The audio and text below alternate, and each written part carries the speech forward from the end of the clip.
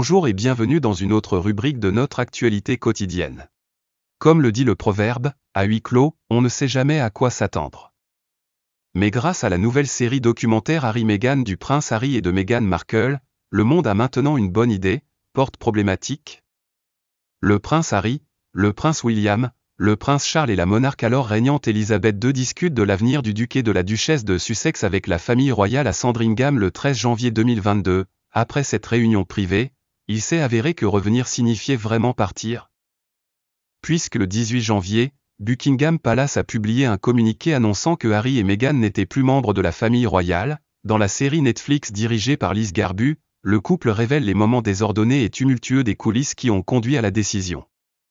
Ce faisant, ils ont non seulement clarifié leurs propres expériences, mais ont également levé le rideau sur l'un des plus intimes. Famille dans l'histoire, Harry et Meghan voient Windsor comme un groupe profondément divisé motivé par des agendas personnels. Le bureau divulguant des histoires sur d'autres membres de la famille pour assurer une couverture médiatique plus favorable à leur famille royale de principe. Selon Harry, c'est la dynamique toxique qui les a chassés. Les Sussex ont été ébranlés par une couverture médiatique implacable, notamment une lettre intime publiée dans le Daily Mail par Meghan et la lettre de son expert. Harry dit que malgré tout ce qui s'est passé, sa famille n'a rien fait pour les protéger, il savait à quel point c'était grave dit, pourquoi ne peut-elle pas y faire face?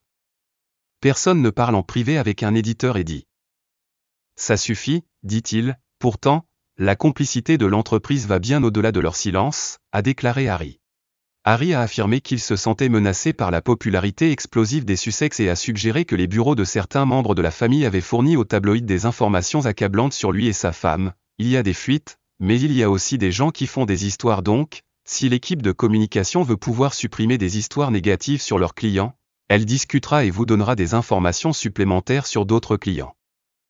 Vous pouvez toujours dire, je ne sais pas. Mais avez-vous fait quelque chose pour l'arrêter? Et la réponse est non. Pire, il pense que l'équipe de son frère William est derrière tout cela. William et moi avons vu ce qui s'est passé dans le bureau de notre père et nous avons conclu un pacte pour que cela n'arrive jamais dans notre maison. Bureau, je préfère être ruiné par la presse que de m'embêter avec cette société de négoce. C'était déchirant de voir le bureau de mon frère copier quelque chose que nous avions promis de ne jamais faire. A-t-il dit, alors lui et Meghan prévoyaient de déménager à l'étranger. Ils ont d'abord envisagé la Nouvelle-Zélande avant de déménager en Afrique du Sud, jusqu'à ce que quelqu'un divulgue le plan au Times de Londres. Harry pense que c'était un membre de la famille, mais il ne dirait pas qui c'était. L'ensemble du plan a ensuite été abandonné car il est maintenant devenu un débat public, a-t-il noté. Le couple a de nouveau essayé le Canada, Harry a appelé son père en 2019 depuis leur maison de location sur l'île de Vancouver, où ils ont passé Noël, pour en parler. Il a expliqué que l'ancien prince de Galles lui avait demandé d'écrire l'idée. 5 jours plus tard, c'était la une des journaux, a déclaré Meghan. Harry clarifie la source de la fuite. Un élément clé de l'histoire qui m'a fait réaliser que le contenu des lettres entre moi et mon père avait été divulgué était que notre volonté de renoncer à nos titres de Sussex était le cadeau. A poursuivi Harry. Merci d'avoir regardé. N'oubliez pas d'aimer, de partager et de vous abonner pour plus de mises à jour.